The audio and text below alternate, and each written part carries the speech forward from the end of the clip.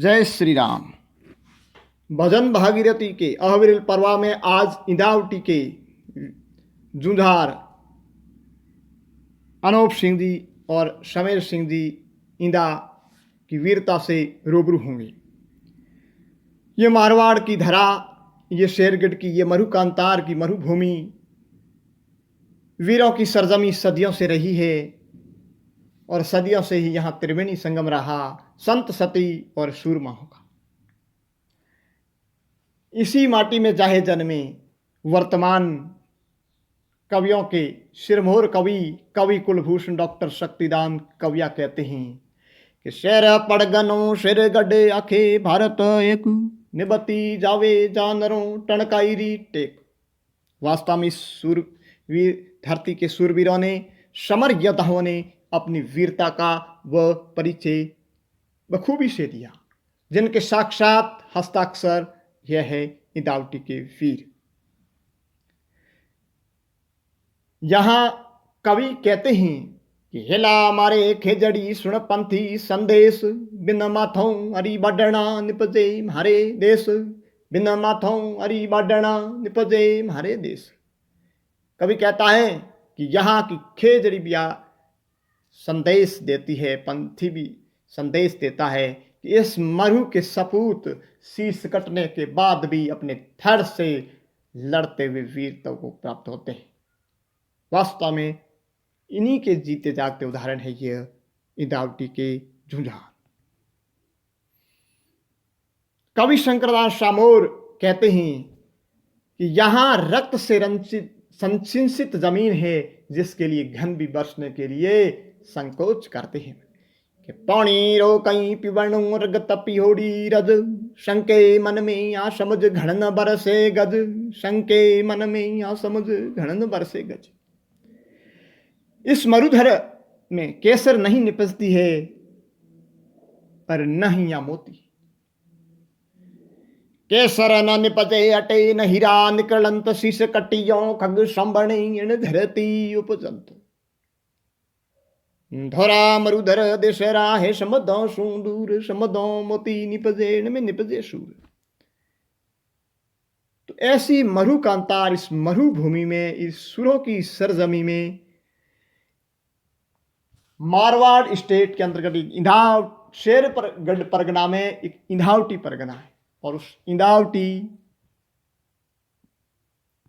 जिस परगने के संस्थापक राणा उगम सिंह जी इंदा और उन्हीं के वंश द्वारा बसाया गांव है बस्तुआ।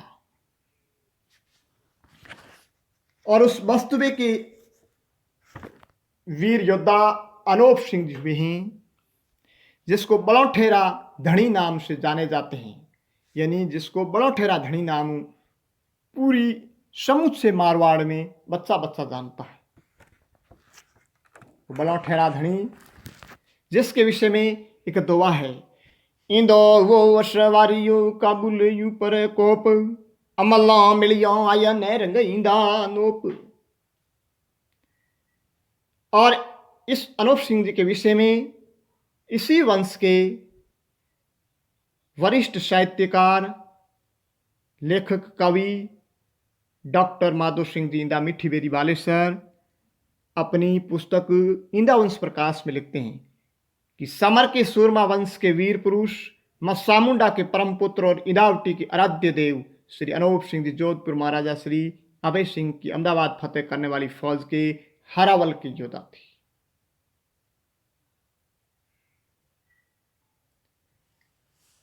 बात उस समय की है जिसमें राजाओं का राज था। मारवाड़ स्टेट के महाराजा अभय सिंह जी थे और वहां उस समय का रिवाज था कि हर राजा अपने अधीनस्थ सामंतों से, ठाकुरों से, जागीरदारों से पहरेदारी लेते थे, चाकरी लेते थे और हर एक की बारी आती थी, नंबर आता था। इसी कड़ी में ये बस्तवा के बलिष्ठ वीर योद्धा अनूप सिंह जी की पहरेदारी भी आई और आप जोधपुर अभय सिंह जी के वहां जाकर के हाजिर हुए। और तत्समय मारवाड़ की सेना ने अहमदाबाद फतेह करने के लिए कूच किया। ये योद्धा भी पीछे क्यों रहे? क्योंकि राजपूत के लिए युद्ध जैसा शब्द आ जाए तो फिर खुशी का ठिकाना नहीं रहता है। कभी कहता है कि कंकाणा मदन रण षडन पुत्र बधाई साव तीनों दिवाड़ा त्यागरा क्या रंग क्या राम। आम से खास तक व्यक्ति के लिए जो क्षत्रिय और राजपूत है उसके लिए पुत्र का शुभ समाचार, शादी का और युद्ध का तीनों बराबर है।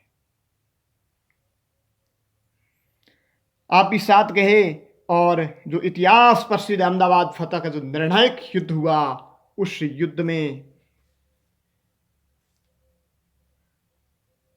ईंदा वंश के वीर शिरोमणि जूझार अनूप सिंह जी लड़े और जूझे, अपनी वीरता वीर गति को प्राप्त हुए। शीश कट गया वहां और धड़ से लड़े। लड़ने के बाद अहमदाबाद फतेह हो गई, विजय हुई मारवाड़ स्टेट की, और घोड़ी शीश तो वहीं रहा और घोड़ी धड़ को लेकर के, जो शीश कटने के बाद शेष शरीर रहा धड़, उसको लेकर के उनकी घोड़ी बस्तवा गांव आई।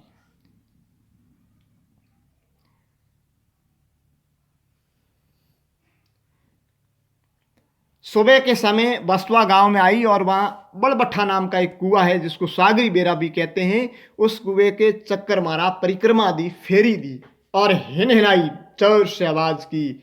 और घोड़ी की आवाज को सुनते ही अनूप सिंह जी की माता श्री जो दही मंथन कर रही थी, जिसको अपन मारवाड़ में बिलोना कहते हैं, बिलोना कर रही थी और कहा कि तू अनोपे को मरवा के आई है घोड़ी। वो स्वामी भक्तिन घोड़ी इस शब्दों को सहन न कर पाई, हृदय फिदिर वो शब्द उनके कालजे में लगे और वहां भाखर का जो होड़ा पत्थर था उससे अपना सिर पटक पटक करके घोड़ी वहीं खत्म हो गई। ऐसी स्वामी भक्ति, ऐसे ये वीर थे जो शीश वहां कटा, वहां लड़े और धड़ यहां आया। तो कुछ तो सत्य था, तब घोड़ी की पीठ पर वो धड़ रहा, नहीं तो धड़ रह नहीं सकता है जब उनके अंदर प्राण नहीं होता है। यह है क्षत्रिय शूरों वीरों की वीरता। उनके साथ में उनके 3 भाणेज भी काम आए थे, क्योंकि पहरेदारी के लिए अकेले नहीं जाते थे और भी साथ में थे, जो सुंडार राठौड़ राजपूत थे और जिनके नाम पर ही बस्तवा का एक बास सुंडों का बास कहलाता है आज भी। और इनकी मूर्तियां भी वहाँ जो बलौठेरे धनीरी बस्तवा में है उनके पास में स्थित हैं, जो बलवट्ठे कुएं के पास में, जिसको सागरी बेरा कहते हैं, वहाँ जुझार वीर योद्धा अनूप सिंह जी का एक भव्य और एक दिव्य मंदिर बना हुआ है।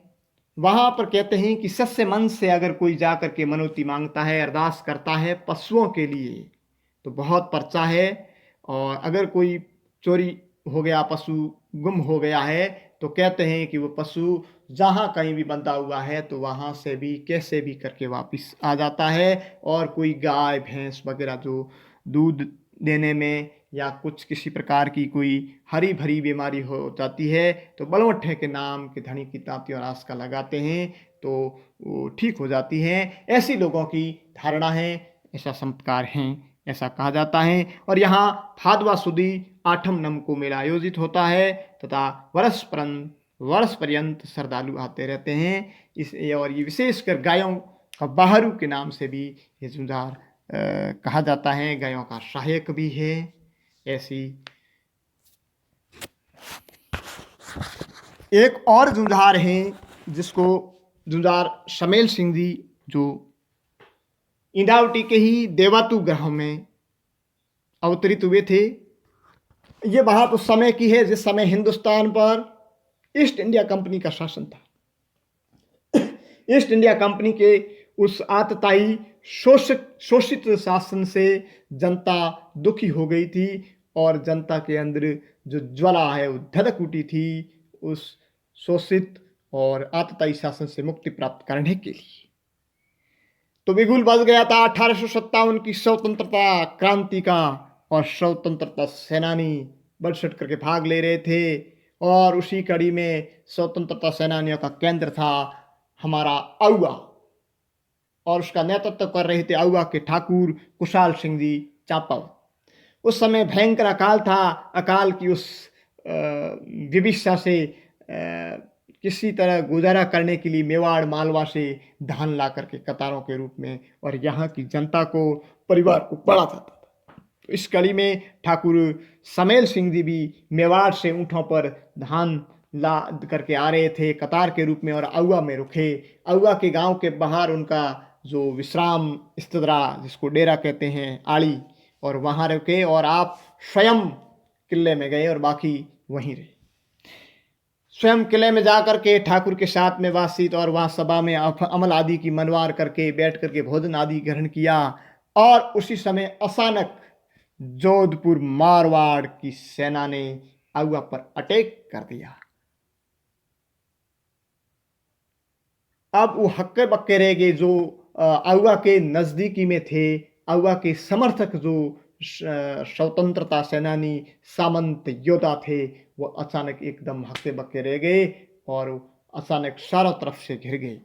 सबने तलवारें निकाली तो समेल सिंह ने भी अपनी सिरोई तलवार निकाल करके लड़ाई शुरू कर दी और वो अंधाधुंध लड़ने लगा। ऐसे लड़ने लगा कि गाजर और मूली की तरह उस वीर ने दुश्मनों के सिर काटने शुरू कर दी। ऐसी वीरता देख करके कुशाल सिंह को से रहा नहीं गया और वो नज़दीक आए और कहा कि भाई समेल सिंह, तुम जोधपुर की दरबार की सेना से क्यों लड़ रहे हो? तुम्हारी क्या दुश्मनी है? कारण क्या है? तो समेल सिंह जवाब देते हैं कि मैंने अभी जो भोजन किया है आपके यहाँ, उसमें नमक था, तो नमक का मैं ऋण अदा करने के लिए लड़ रहा हूँ। मैं नहीं लड़ूंगा तो नमक हरामी हो जाऊंगा और नमक हरामी होने से मेरी कुल में दाग लग जाएगा। मैं एक क्षत्रिय हूँ, इसलिए मैं ये नमक हरामी कभी नहीं हूँ, इसलिए मैं लड़ रहा हूँ। बाकी मेरी मारवाड़ की सेना से कोई विद्रोह करने का औचित्य नहीं है। तब आउवा ठाकुर ने अपने मुख से कहा, उठियो सिंहणी रो बादर केसरी ज्यों देवे गावा, आवो नाथ मुकसू भाके रंगईंदा खगवाड़, पटायत भागे परो सोड़ पिंडरो पौण, इंदा लूण उजाड़ियो रंग समेला रोण।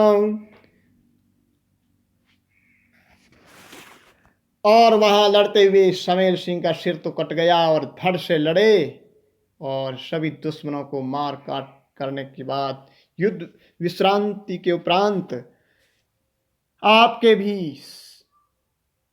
सिर रहित शरीर जो धड़ था, वो धड़ लेकर के जो घोड़ी थी वो देवातु पहुंची। और शीश की पूजा तो वहां आज भी आउवा में होती है, जहाँ सत्री बनी हुई है। उस शीश जिस जगह गिरा था उस जगह वहाँ सत्री बनी हुई है और सभी लोग वहाँ पूजा अर्चना करते हैं। और धड़ आकर के देवातु में गिरा, जहाँ भी पुतली चढ़ी हुई है, मूर्ति स्थापित है, वहाँ भी पूजा अर्चना होती है। दो जगह पर इनकी पूजा अर्चना की जाती है। तो ऐसे वीर हुए हैं इंदावटी के दोहय, समेल सिंह इंदा देवातु और अनूप सिंह जी इंदा बस्तुआ। जय श्री राम।